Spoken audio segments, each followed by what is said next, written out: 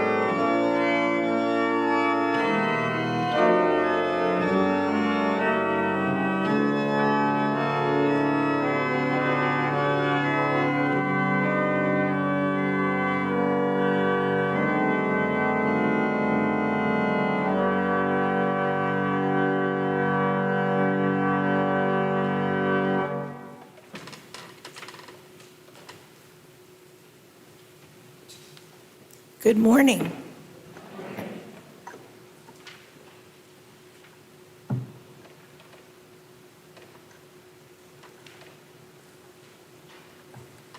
Here we have come into this sacred space, quieter now with our readiness, hushed voices, hoping and trusting for so many things, for connection, for communion, for inspiration, for information, for healing, for wholeness, for words, for music, for celebration, and for consolation. Here we have come into this space, bringing all that we are. Let us be willing, however we might be changed. Now please stand if you're able and join me in singing hymn number 349, We Gather Together.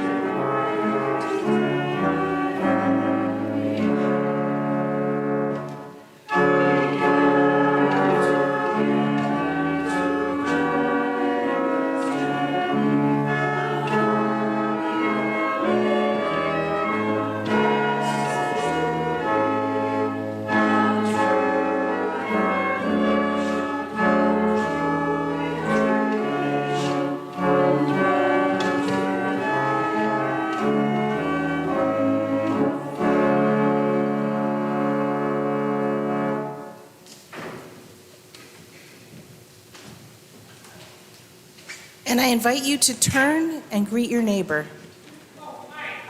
Hey, everybody. Hi, Paul.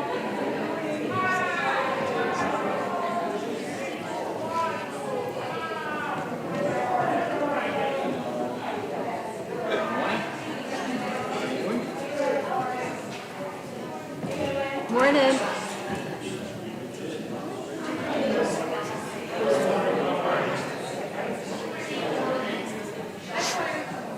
Hi, Ann.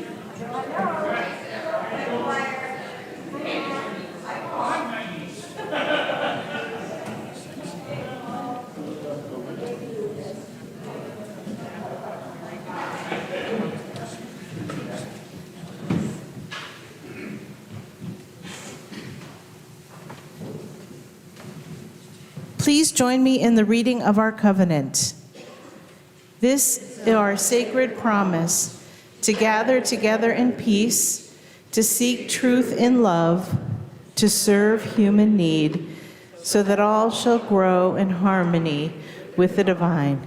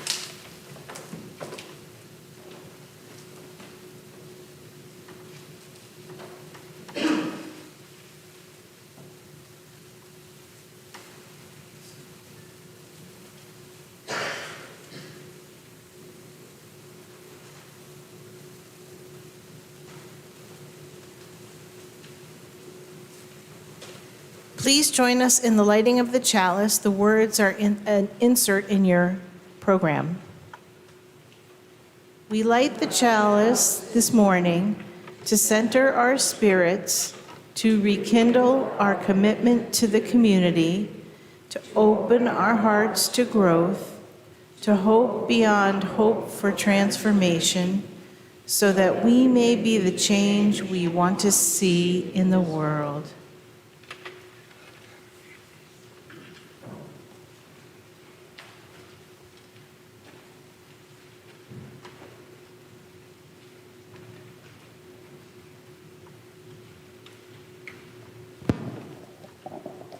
This is the time in our service when we invite people to share what is in their hearts, whether it is a great joy or a deep sorrow.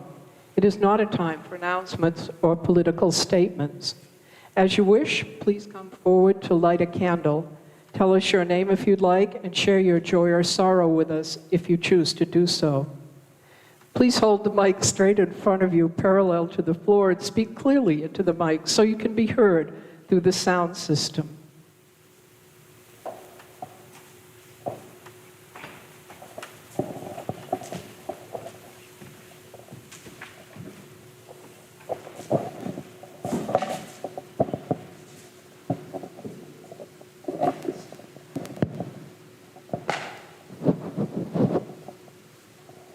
Good morning, my name is Janine, and I'm very thankful for the wonderful Thanksgiving blessing of family we had last Thursday, and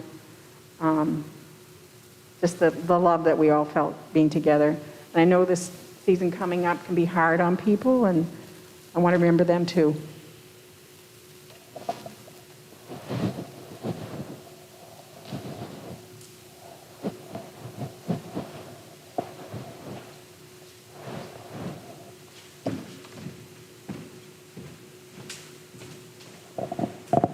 Good morning, I'm Diane, and I'm lighting a candle. That's what I came up here for.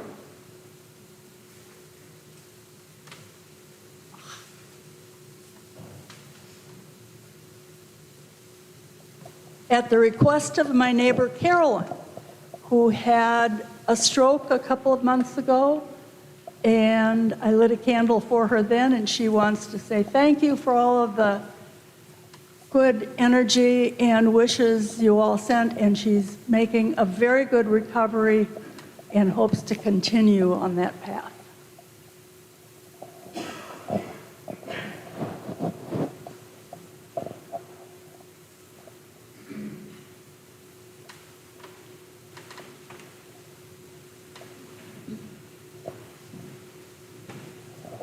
Last weekend, I lost my mother at 1:30. I was very blessed to have been in the comfort of the church here. Prior to that experience, I was able to sing her some songs. And as requested, she left during the playing of David Bowie's Space Oddity. And then I had the great joy of spending Thanksgiving with some of my good friends. Some new and some old. My friend Tulaja was visiting from Boston. She's from Nepal, and her family generously lit a candle in a temple in Nepal for my mother. Thank you.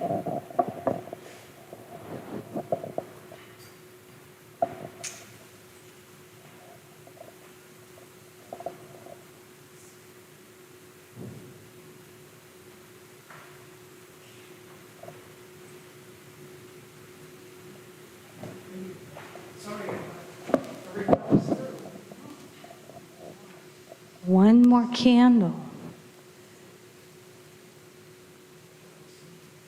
I thought so. This candle, Anne, is for you because you put an incredible Facebook posting up about our church.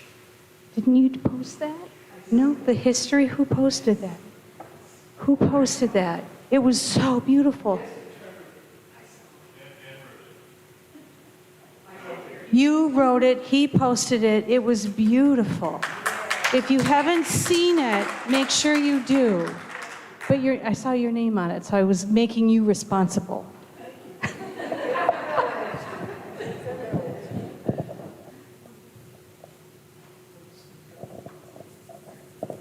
I'm Ellie. I'm going to light one more candle for our friend Patrick Freeman. He had open heart surgery on Monday. It all went well. He is in rehab and healing up, and I know that he's really looking forward to being back with us as soon as he can be.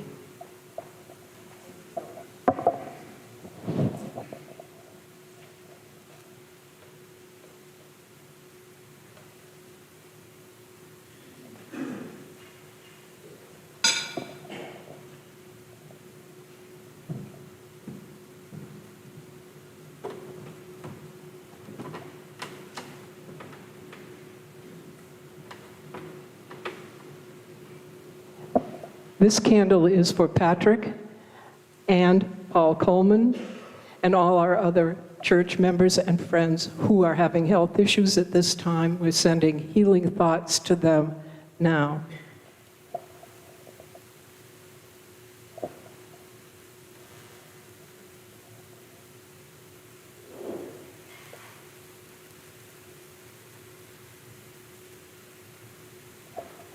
And Ann already mentioned, this is our 195th anniversary of the opening of this building that we're sitting in today, November 27th, 1827. And if you want to read all about it, wait for the messenger or get really brave and I guess go on Facebook. Thanks, Trevor.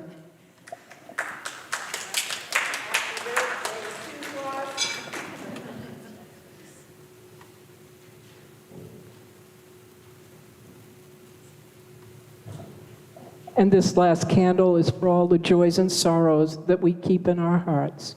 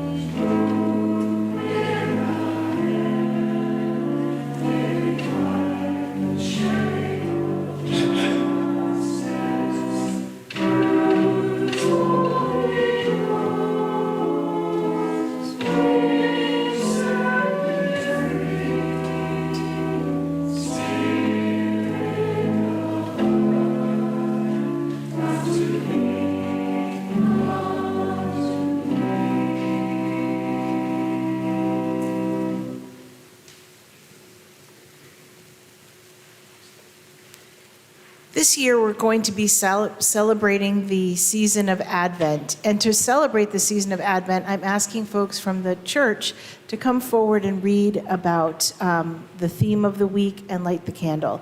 So this morning, lighting our candle and speaking to the theme of hope, I invite Bo Grothendick to please come forward.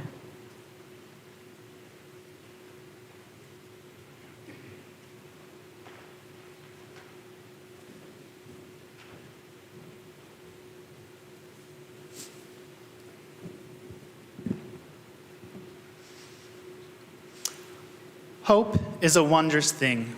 It can move our mind, our bodies, our souls with ever-forward momentum toward our goals.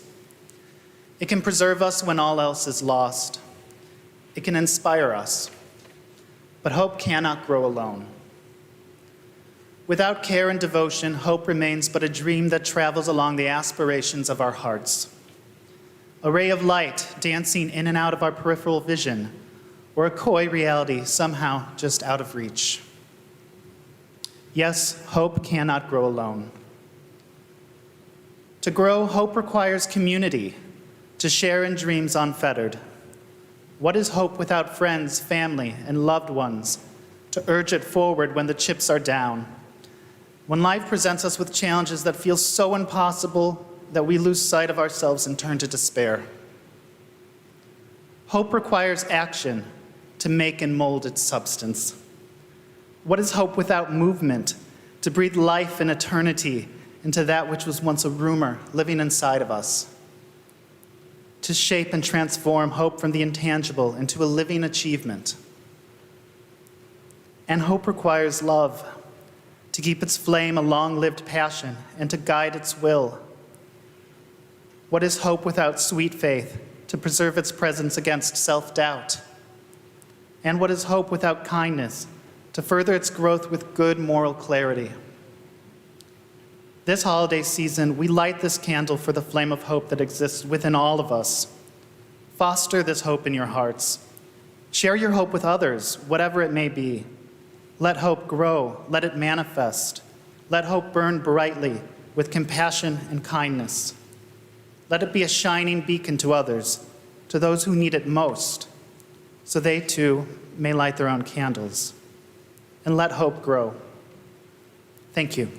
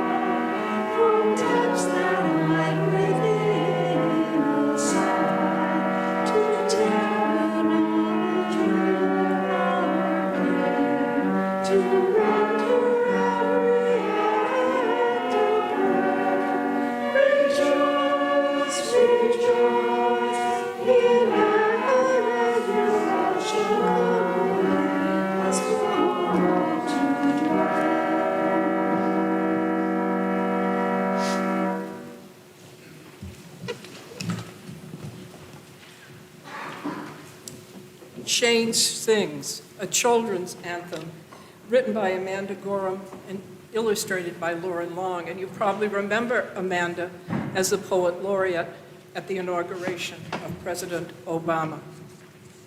Change sings. I can hear change humming in its loudest, proudest song. I don't fear change coming, so I sing along. I stream with the skies of red and blue streamers. I dream of the cries of tried and true dreamers. I am a chant that rises and rings. There is hope where my change sings. Though some don't understand it, those windmills of mysteries, I sing with all the planet and its hills of histories. I hum with 100 hearts, each of us lifting a hand. I use my strengths and my smarts, take a knee to make a stand. I'm bright as the light each day brings. There is love where my change sings. I show others tolerance, though it might take some courage. I don't make a taller fence, but fight to build a better bridge. I talk not only of distances from where and how we came, I also walk our differences to show we are the same. I am a movement that roars and springs. There is a wave where my change sings. Change sings where? There, inside me, because I want to be the change I see. As I grow, it grows like seeds. I am just what the world needs. I'm the voice where freedom rings. You're the love your bright heart brings. We are the waves starting to spring, for we are the change we sing. We're what the world is becoming. We know it won't be long. We all hear change strumming. Won't you sing along?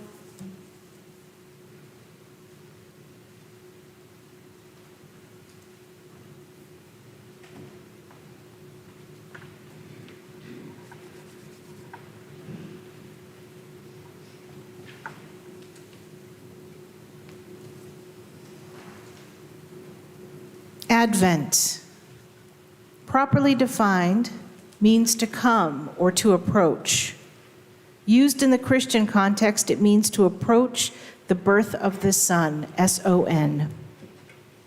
Interesting parallel to the approach to the return of the Son that happens at the same time, S-U-N, which also happens in the days of Advent. In literal theological terms, the birth of the Son is problematic. For those of you familiar with the Bible, the Gospel of John clearly states in the first few verses that in the beginning was the Word, and the Word was with God, and the Word was God. The same was in the beginning with God. All things were made by him, and without him no things were made. In him was life, and the life was the light of the world. The light shines in the darkness, and the darkness has not been overcome by it. This passage was one of the theological underpinnings of Trinitarianism. John is talking about Jesus as God, and Jesus was there from the very beginning. John is thought of as the mystical gospel, and this really takes on the mystical flavor when you talk about Jesus as being there before he was actually born. But it also establishes that the Son was always present. Just like the sun, S-U-N, is always present, even if it's turning on its axis towards a different place. The Son has been, is always, and will always be there, at least for the next million or billion years or so. And so that play on the word Son, S-O-N, and Son, S-U-N, is never lost on me. Jesus, the beacon of hope for the last, or for 2.2 billion Christians in the world, today begins the season of Advent, of approaching, and begins with hope. This season marks an end to the period following Samhain. As you may remember, that season following Samhain was the season of darkness, a season of pensiveness, a season of thoughtfulness. A hope that has come from that, a hope that comes from weeks of contemplation. We have hopefully achieved insight for ourselves. Hopefully it's been a time of growth as we march into darkness. There's a saying in the Gospel of Thomas, which is a gospel that didn't quite make the Bible, but it says, if you bring forth what is in you will save you. If you don't bring forth what is in you will destroy you. Let's think about that in terms of hope. There is no doubt that things are changing for the world, for our communities, for our church. COVID changed us. We were isolated and lonely, but we have used technology to gather and to communicate, and we're doing more so every day. We are newbies, but we are trying, and we are excited, and we are nervous, and we are hopeful, and we are trying. And our message of love for all people needs to be shared, honoring the interdependency of all things. That message needs to be shared. That our support of each other and everyone on our respective spiritual journeys will be honored by each other. That message needs to be shared. To hold a container. We make space in our community for people to be exactly who they are, and we commit to meeting them there, welcoming there, journeying together with them. So while things are changing constantly, the message of inclusion, love, interconnectedness, that message remains unchanged. It's just the delivery that's evolving. Amanda Gorman, the youngest poet to present a poem at inauguration, created this anthem of change that beautifully predicts that youth will usher in the change. And what is our role? Because we aren't, well, some of you are younger than others, but we aren't the youth. Sorry about that. Oh, we have a youth. Hi there. So what's our role? What's our role in all this? I propose that our role is to remain fiercely hopeful. Fiercely hopeful. If you bring forth hope within you, it will save you. It will save you. If you surrender to hopelessness, it will destroy you. So today we have lit the candle of hope, and by a new voice, by Bo,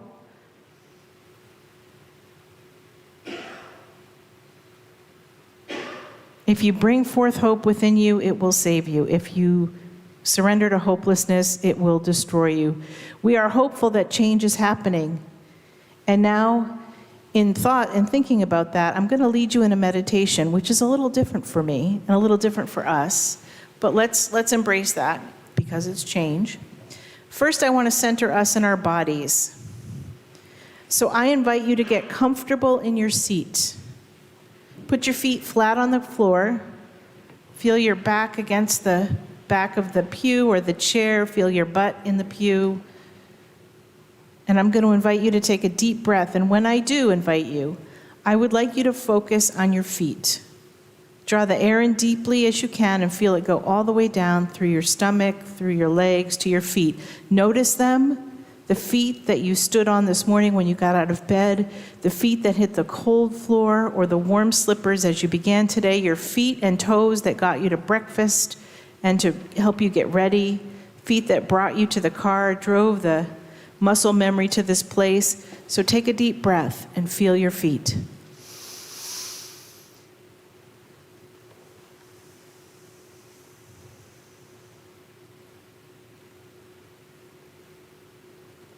I will soon invite you to take another deep breath and think about your legs.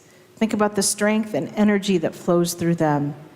In your legs, if your legs don't work or don't work as well, think about what does serve you to get around. Think about all the miles they have carried you and specifically how they have stood you up today. Today I ask you to think about how they have carried you through the busyness of your morning and carried you here and brought you to this space. So I invite you to take a deep breath, a deep, long breath, thinking about your legs.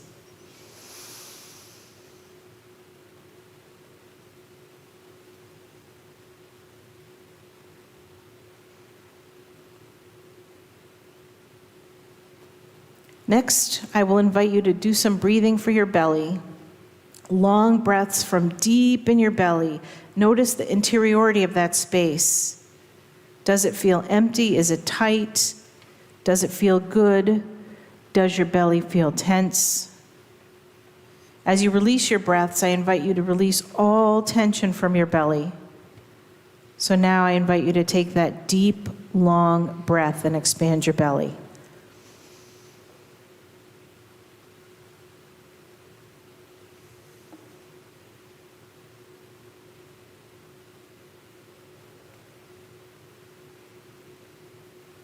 Now I want to draw awareness to your heart.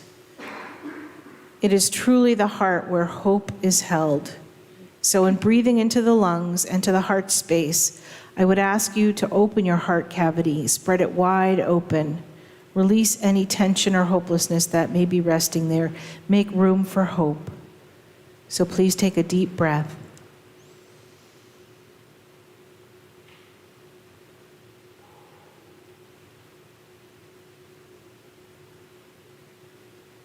Now I'm going to invite you to do some breathing in your head. You tend to spend a lot of time there, so I want to bring awareness to the amazing amalgam of the sensory systems in your head. Breathe in, feeling the crown of your head. Next, pay attention to your ears. Think about how well they function or do not function. Think of all that you've heard today. Your favorite sounds of this morning. Think about cleaning them, adorning them, covering them with a hat. Breathe in for your ears.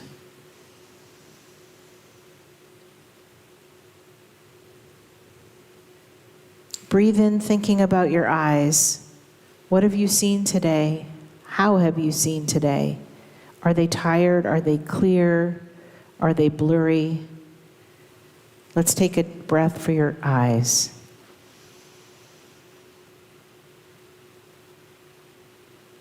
And for the mouth and the throat and the lips. Are they sore? I hope not, because you shouldn't be here if they are. Are they dry or are they comfortable? Have they spoken good words today? Have you used them for good? Please take another breath.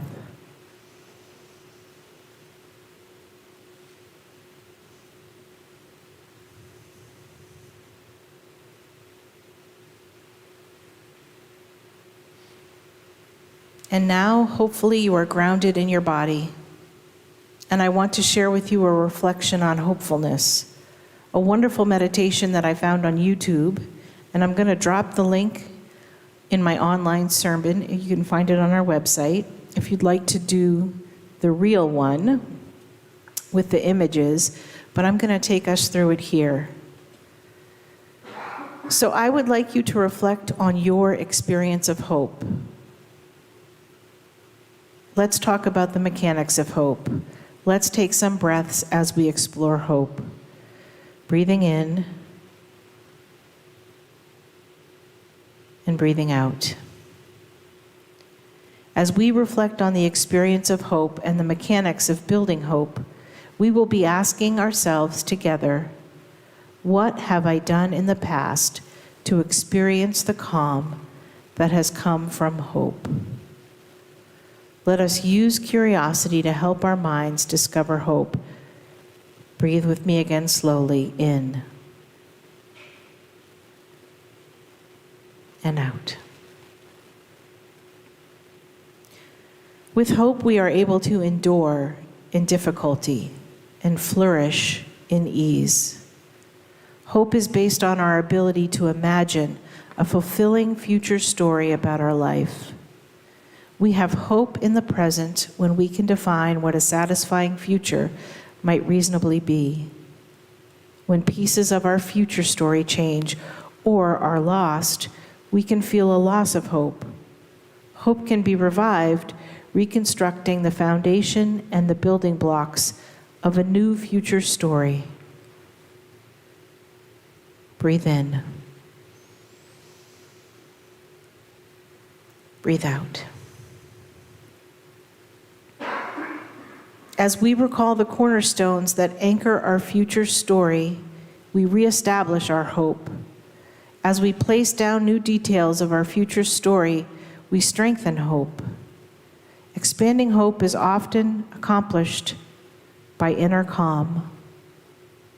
So what are the cornerstones of your future story? Is faith a cornerstone, or perhaps commitment to your work, Do family or loving friends or church community ground your story? How central is your ability to create art, music, craft?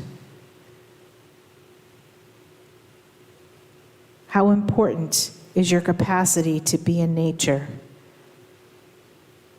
Breathe in. Breathe out. What are some of the building blocks of your future story, of your hope? Do you imagine sharing gratitude, or daily prayer, or meditation, or renewal that comes from silence? Will you design the time to learn, to retreat, to play? Do you envision strength in your body or acceptance of your emotions? Building the story that shapes our hope is an ever-unfolding process. Be patient with yourself. Find your inner calm. Identify and use your building blocks. Create hope. Breathe in. Breathe out.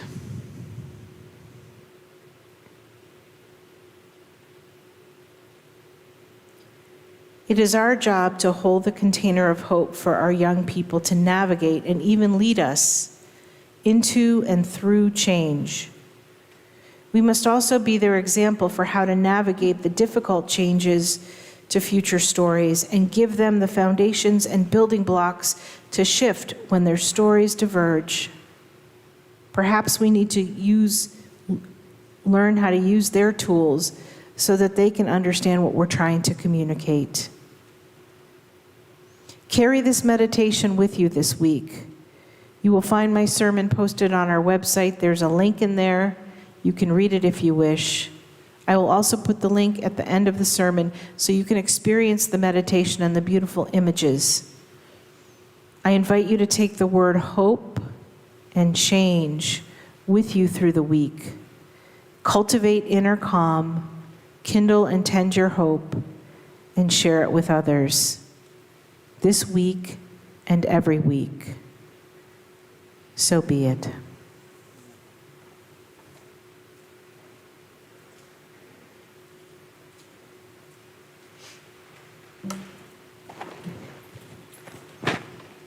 When we gather as a community, we bring the gifts of ourselves, our hearts and spirits, our time and energy, our talents and skills to support the work of this church here within our walls and out in the larger community. We also bring our gift of generosity, giving of what we have so that the work of this church may continue. As always, half our offering today will be sent into the larger community to support the work of an agency or organization that is making a difference in our world. This month, we are sharing our offering with, hold on,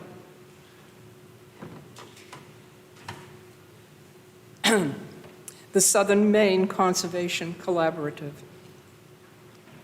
If you are watching from home, donations may be made through the Give button at the top of our webpage, UU Church, Biddeford, Saco, sacobiddeford.com, or checks may be mailed to the UUCSB at 60 School Street, Saco, Maine, 04072. For those joining us on YouTube, you may click on the PayPal link in the video description. Please be generous as the ushers collect this morning's offering.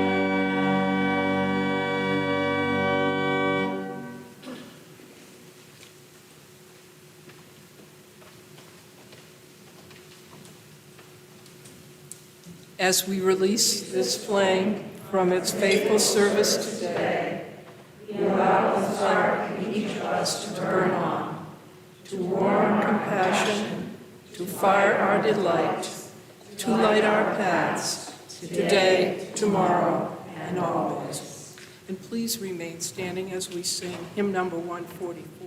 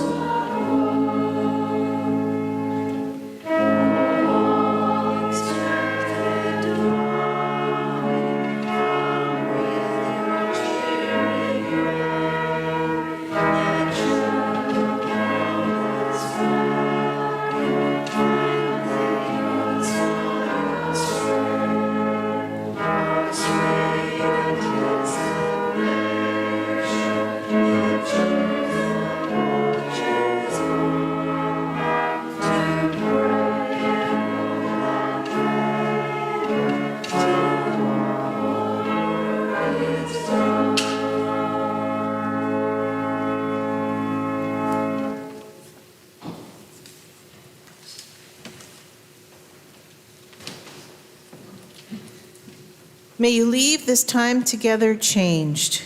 May you leave this time more hopeful. May the promise you have made to yourself about who you want to be feel closer to the reality of who you are right now. May you share the feeling of transformation wherever you go. May it spread into every word, thought, and deed, and interaction with others, until we are all changed, until we are all transformed, till we are all transforming each other, together to become our better selves.